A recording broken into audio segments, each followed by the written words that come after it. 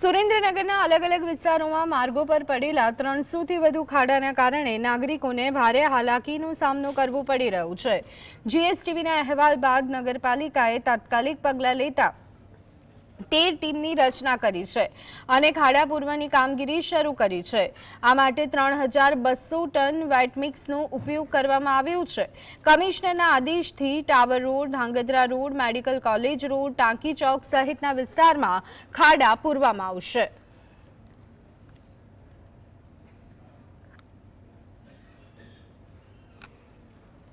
આ બાબત સુરેન્દ્રનગર મહાનગરપાલિકા તરફથી 13 ટીમોનું નિર્માણ કરવામાં આવેલ છે। એ 13 ટીમો દિવસ રાત્રે જ્યારે પણ ખાડાનો પ્રશ્ન ઊભો થાય એને વેટ મિક્સ નાખીને એમને યોગ્ય કરવાની અત્યારે 24 કલાક કાર્યવાહી ચાલુ છે। અમે અત્યારે જેટલી પણ કામગીરી કરી રહ્યા છે એમાં હાર્ડલી 90%થી ઉપરના જે રસ્તાઓ છે એ સઘન કરવામાં આવેલ છે। જે નાના મોટા બાકી હશે એ પણ ટૂંક સમયમાં અમે કરીશું।